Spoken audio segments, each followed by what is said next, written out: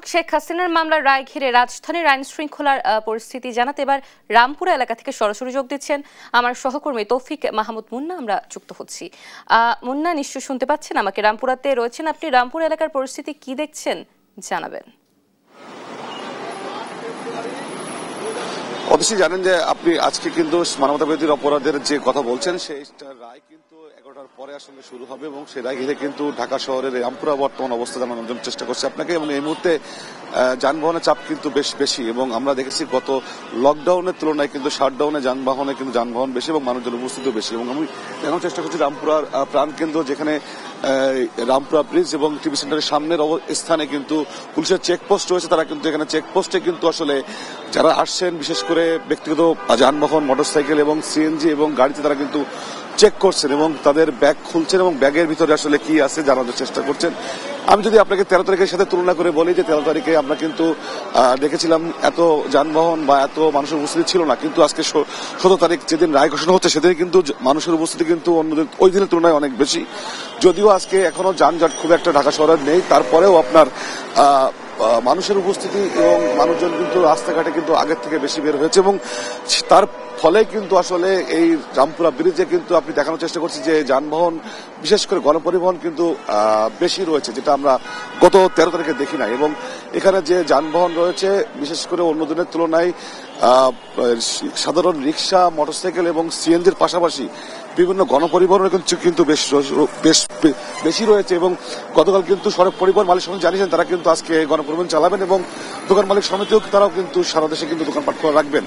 অর্থাৎ শেখ হাসিনার এবং তার সে রায়কে ঘিরে কিন্তু পুলিশের অবস্থান যদি বলি আপনাকে অতসী, সেটি কিন্তু প্রত্যেকটি চেকপোস্ট এবং মোড়ে মোড়ে কিন্তু আমরা পুলিশের উপস্থিতি দেখেছি সেনাবাহিনীর সদস্যদের উপস্থিতি দেখেছি। অর্থাৎ অন্যদিনের তুলনায় আজকে কিন্তু এখানকার যে অবস্থা, নিরাপত্তার অবস্থা কিন্তু বেশ অনেকটাই ভালো এবং প্রত্যেকটি মোড়ে আমরা দেখেছি, আমরা মালিবাগ রেলগেট, মালিবাগ মোড়, মালিবাগ পার হয়ে শান্তিনগর সব জায়গাতে কিন্তু দেখেছি আমরা যে পুলিশের উপস্থিতি অনেক বেশি এবং অন্যদিনের তুলনায় কিন্তু যান চলাচল বেশি এবং মানুষজন কিন্তু 13 তারিখের তুলনায় আজকে 17 তারিখ যে শাটডাউন সেদিন কিন্তু মানুষজন কিন্তু রাস্তাঘাটে বেশি বের হয়েছে। তো সবকিছু মিলিয়ে রামপুরা টিভি সেন্টার থেকে এসেছিলাম সমস্যা অবস্থা। দর্শক, শেখ হাসিনার রায় ঘিরে রাজধানীর নিরাপত্তা জোরদার করেছে আইন শৃঙ্খলা রক্ষাকারী বাহিনী। হাইকোর্ট এলাকার পরিস্থিতি জানবার চেষ্টা করবো আমরা। জানাতে যোগ দিচ্ছেন সহকর্মী সাদ আহমেদ এবং যাত্রাবাড়ি থেকে যুক্ত হচ্ছেন সহকর্মী আলিমুজ্জামান সাফওয়ান। প্রথমেই চলে যাচ্ছি সাদের কাছে। হাইকোর্ট এলাকায় রয়েছেন তিনি। সাদ, নিশ্চয় শুনতে পাচ্ছেন আমাকে? সাদ, শেখ হাসিনার রায় ঘিরে নিরাপত্তা ব্যবস্থা কেমন দেখছেন জানাবেন।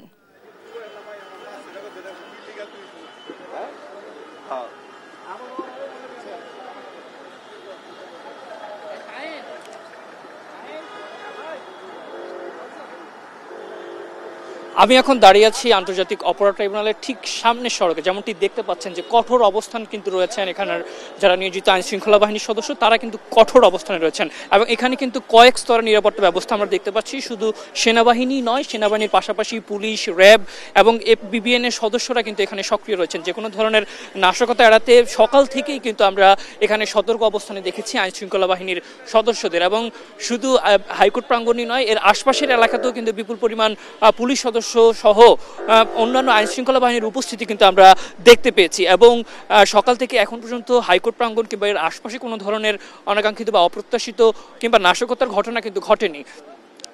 পুরো এলাকাটি কিন্তু নিরাপত্তার চাদরে ঢেকে ফেলা হয়েছে। এবং আমি যদি একটু বলতে চাই যে হাইকোর্ট প্রাঙ্গণের অর্থাৎ আন্তর্জাতিক অপরাধ ট্রাইব্যুনালের যেটি প্রবেশ মুখ রয়েছে সেখানে কিন্তু তল্লাশি চৌকি বসানো হয়েছে এবং সেখানে প্রত্যেকটি যারাই প্রবেশ করতে যাচ্ছে তাদেরকে কিন্তু তল্লাশির আওতায় আনা হচ্ছে এবং তল্লাশি ছাড়া কিন্তু কাউকে প্রবেশ করতে দেওয়া হচ্ছে না। সেই সঙ্গে রিক্সা সহ অন্যান্য যান চলাচলও কিন্তু বন্ধ রাখা হয়েছে। আমি যদি মামলা সম্পর্কে একটু বলতে চাই যে আজ কিন্তু জুলাই গণ অভ্যুত্থানে শেখ হাসিনা সহ সাবেক আইজিপি চৌধুরী আব্দুল্লাহ আল মামুন, সাবেক স্বরাষ্ট্রমন্ত্রী আসাদুজ্জামান খান কামাল সহ 3 জনের বিরুদ্ধে গঠিত যে মানবতা বিরোধী অপরাধের মামলা, সেই মামলার রায় কিন্তু আর কিছুক্ষণ পরই হয়তো প্রকাশ হবে এবং সেটিকে ঘিরেই কিন্তু আমরা পুরো রাজধানী জুড়ে কিন্তু নিরাপত্তা বলয় তৈরি হতে দেখেছি এবং আইন শৃঙ্খলা বাহিনী কিন্তু বেশ সতর্ক অবস্থায় এখানে রয়েছে। তো আমি সকাল থেকে যদি একটু বলতে চাই যে এখন পর্যন্ত কোনো ধরনের অপ্রীতিকর বা নাশকতার ঘটনা কিন্তু আমরা হাইকোর্ট প্রাঙ্গণ সহ আশপাশের এলাকা থেকে পাইনি। এখন পর্যন্ত কিন্তু সড়কগুলোতে স্বাভাবিক রয়েছে যান চলাচল। তো এই ছিল আন্তর্জাতিক অপরাধ ট্রাইব্যুনালের কাছ থেকে আমার কাছে সর্বশেষ। আমি এখন চলে যাচ্ছি রাজধানীর যাত্রাবাড়িতে আমাদের সহকর্মী সাফওয়ানের কাছে, সেখানে তিনি রয়েছেন।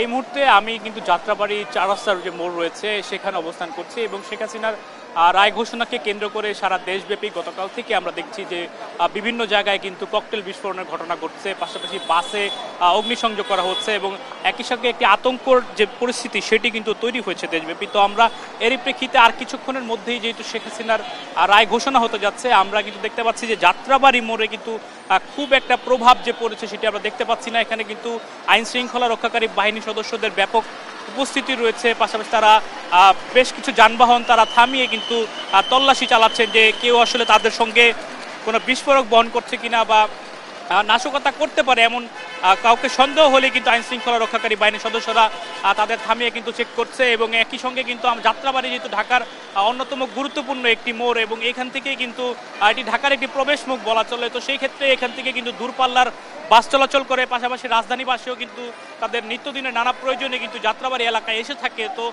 অনেকটাই স্বাভাবিক দেখতে পাচ্ছি সকাল থেকে। আসলে এখন কিন্তু বাজে সকাল 10:20। তো সকালে কিন্তু যাত্রাবাড়িতে যেই পরিমাণ যান চলাচল করে আজকেও কিন্তু ঠিক তেমনটি করছে বলে ধারণা করছি। এবং আমরা এখানে বিভিন্ন বাস কাউন্টারে গিয়েছিলাম, তারা বলছেন যে দূরপাল্লার যেসব বাস রয়েছে সেগুলো কিন্তু তাদের কাউন্টার থেকেই ছেড়ে যাচ্ছে এবং দেশের বিভিন্ন গন্তব্য থেকেও কিন্তু ঢাকার উদ্দেশ্যে একই সঙ্গে বাসগুলো ছেড়ে আসছে। অর্থাৎ বাস চলাচলের ক্ষেত্রে এই মুহূর্তে কোনো বিঘ্ন ঘটছে না বলেই তারা আমাদেরকে জানিয়েছে। তবে অন্যান্য দিনের তুলনায় আজকে কিন্তু বাসে যাত্রী সংখ্যা কিছুটা কম রয়েছে। অর্থাৎ তারা ধারণা করছেন যে বেলা বাড়ার সঙ্গে সঙ্গে কিন্তু যাত্রীর যে সংখ্যা সেটিও কিন্তু ধীরে ধীরে স্বাভাবিক হয়ে আসবে। তবে নগরবাসীর ভেতরে যে চাপা আতঙ্ক ছিল যে আজকে নাশকতা হতে পারে ঢাকার বিভিন্ন গুরুত্বপূর্ণ পয়েন্ট বা এলাকায়, তো সেই সংখ্যা কিন্তু আমরা এখন পর্যন্ত দেখছি না। একেবারেই স্বাভাবিক রয়েছে জনজীবন এবং তাদের যে কার্যক্রম সেগুলো, এবং আইন শৃঙ্খলা রক্ষাকারী বাহিনীর সদস্যরা কিন্তু তাদের যে দায়িত্ব সেটি তারা পালন করছে। নিশ্চয়ই আপনারা দেখতে পাচ্ছেন যে বিভিন্ন যানবাহন তারা থামিয়ে কিন্তু তল্লাশি করছে এই মুহূর্তে, এবং আমরাও কিন্তু বিভিন্ন এলাকায় ঢাকার বিভিন্ন সড়ক আমরা ঘুরে দেখছি যে কোন এলাকায় আইন শৃঙ্খলা পরিস্থিতি কেমন রয়েছে। তো এই মুহূর্তে যাত্রাবাড়ির খবর যেটি বলা যায় একেবারেই নিত্যদিনের মতো অনেকটাই স্বাভাবিক রয়েছে জনজীবন। দর্শক, শেখ হাসিনার রায় ঘোষণা ঘিরে নাশকতা এড়াতে দেশের বিভিন্ন স্থানে নেওয়া হয়েছে কড়া নিরাপত্তা। এ নিয়ে আরো জানাতে সাভার ও নারায়ণগঞ্জ থেকে সরাসরি যুক্ত হচ্ছেন আমাদের সহকর্মী দেওয়ান, ইমন ও বিল্লাল হোসেন। আমরা প্রথমে চলে যাচ্ছি সাভারে, সেখানে রয়েছেন সহকর্মী ইমন। ইমন, আইন শৃঙ্খলার সর্বশেষ পরিস্থিতি কি সাভারে জানাবেন? অতসী, জুলাই আগস্টে মানবতা বিরোধী অপরাধের যে রায় আজকে শেখ হাসিনা পতিত প্রধানমন্ত্রী এবং তার সহ 3 জনের বিরুদ্ধে যে রায়টি ঘোষণা করা হবে, সেই রায়কে কেন্দ্র করে কিন্তু গত 2 দিন আমরা দেখেছি যে সাভারে কিন্তু ব্যাপক নাশকতা হয়েছে। 5টি গাড়িতে কিন্তু অন্তত অগ্নিসংযোগ করেছে যারা আওয়ামীপন্থী, যারা নাশকতাকারী রয়েছেন তারা। এবং এই ঘটনার পর থেকে কিন্তু পুরো সাভারে একটি থমথমে পরিস্থিতি বিরাজ করছিল এবং আইন শৃঙ্খলা বাহিনী কিন্তু সে মোতাবেক কিন্তু তৎপর রয়েছে। আমি এই মুহূর্তে রয়েছি সাভারের আমিনবাজার এলাকা এবং এটি রাজধানীর প্রবেশদ্বার, একমাত্র প্রবেশদ্বার এটি। এবং এখানে দেখতে পাচ্ছি যে সকাল থেকেই কিন্তু ঢাকা জেলা পুলিশের সদস্যরা কিন্তু তারা কিন্তু তাদের যে চেকপোস্ট বসিয়ে যে অভিযান কার্যক্রম সেটি কিন্তু তারা অব্যাহত রেখেছেন এবং এই কার্যক্রমটি তারা গতকালকে থেকে শুরু করেছে। আজকে সকাল 6টাও কিন্তু আশুলিয়ার বেরুন এলাকায় একটি বাসে অগ্নিকাণ্ডের ঘটনা ঘটেছে। এছাড়া কিন্তু গত রাত্রে ধামরাই এবং সাভারের কিন্তু বিরুলিয়া বেরিবাদ এলাকায় কিন্তু আরো 2টি জায়গায় কিন্তু অগ্নিসংযোগ করে এবং এর আগে কিন্তু আরো 2টি বাসে সাভারে কিন্তু অগ্নিসংযোগ করে এবং এটির মধ্য দিয়ে কিন্তু সাভারে একটি মানুষের মধ্যে আতঙ্ক বিরাজ করছে। সেই আতঙ্ক দূর করতে এবং আরো যেন কোনো ধরনের কোনো নাশকতা যেন না হয় সেটির ব্যাপারে কিন্তু আইন শৃঙ্খলা বাহিনীকে আমরা দেখছি যে তৎপর রয়েছেন এবং রাজধানীতে প্রবেশ করে কেউ যেন কোনো ধরনের নাশকতা সৃষ্টি করতে না পারে এই রায়কে কেন্দ্র করে সেটির ব্যাপারে কিন্তু আমরা দেখছি যে পুলিশ সদস্যরা কিন্তু তারা কিন্তু প্রতিটি পরিবহনকে কিন্তু এই পয়েন্টটিতে কিন্তু তারা চেকপোস্ট করছে। এটির মধ্যে মোটরসাইকেল রয়েছে, প্রাইভেট কার রয়েছে মাইক্রোবাস এবং গণপরিবহনকেও কিন্তু আমরা দেখছি। তবে আজকে কিন্তু এই সড়কটি দিয়ে, এটি যেহেতু ঢাকার যে মহাসড়ক, ব্যস্ততম একটি মহাসড়ক এটি, তবে আজকের দিনের পরিস্থিতি যদি বলি যে যান চলাচলের চাপ কিন্তু সড়কে কিছুটা কম রয়েছে এবং অন্যান্য দিনের মধ্যে কিন্তু সড়ক পরিস্থিতি স্বাভাবিক রয়েছে, তবে যানবাহনের চাপ আমরা কিছুটা কিন্তু কম দেখতে পাচ্ছি। তো এই ছিল আমার কাছে সাভার থেকে আইন শৃঙ্খলা পরিস্থিতির সর্বশেষ খবর। চলে যাব নারায়ণগঞ্জে, সেখানে রয়েছেন সহকর্মী বেলাল। জানাবেন সেখানকার কি পরিস্থিতি দেখছেন আপনি আজ?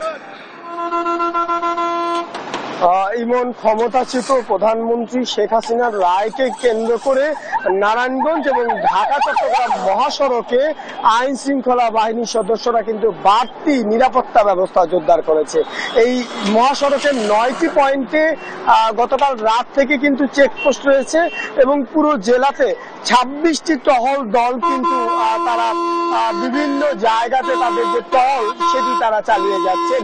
নারায়ণগঞ্জের অতিরিক্ত পুলিশ সুপার তারেক আল মেহেদী আমাদেরকে জানিয়েছেন যে বিভিন্ন জায়গাতে নাশকতা এবং অরাজকতার অভিযোগে তারা ইতিমধ্যে 15 জনকে আটক করেছেন। আমরা এই মুহূর্তে ঢাকার লাগোয়া একেবারে সাইনবোর্ড এলাকাতে আছি। এই প্রবেশ পথ ধরেই কিন্তু রাজধানীতে যানবাহনগুলো প্রবেশ করে এবং এখানে কিন্তু আইন শৃঙ্খলা বাহিনীর সদস্যরা একেবারেই সতর্ক অবস্থানে আছেন। কিছুক্ষণ পরপরই আমরা দেখছি যে তাদের যে গাড়ি বহরগুলো সেই ঢাকার ইউটার্ন থেকে কাঁচপুর হয়ে রূপগঞ্জের পূর্বাটল এবং মেঘনা টোল প্লাজা এবং নারায়ণগঞ্জ শহর প্রতিটি জায়গাতেই কিন্তু তারা গাড়ি যোগে টহল দিচ্ছেন, সেটি কিন্তু আমরা দেখছি। একই সঙ্গে যেটি জানিয়ে রাখতে চাই যে এই যে রাজনৈতিক কর্মসূচি নিষিদ্ধ হওয়া আওয়ামী লীগের যে এই শেখ হাসিনার রায়কে ঘিরে যে শাটডাউন দিয়েছে সেটিকে ঘিরে কিন্তু গতকাল রাত 1:30টার সময় জেলা পরিষদ এলাকার সামনে একটি বাসে আগুন দিয়েছে দুর্বৃত্তরা। এর পরপর কিন্তু আইন শৃঙ্খলা বাহিনীর সদস্য যারা দায়িত্বে রয়েছেন তারা কিন্তু আরো সতর্ক হয়েছেন এবং এখন কিন্তু মহাসড়কে একেবারেই সতর্ক অবস্থানে আছেন, এমনটা কিন্তু সকাল থেকে এখন পর্যন্ত আমরা দেখেছি। এ হচ্ছে আমার কাছে ঢাকার প্রবেশ পথ নারায়ণগঞ্জ থেকে সবশেষ।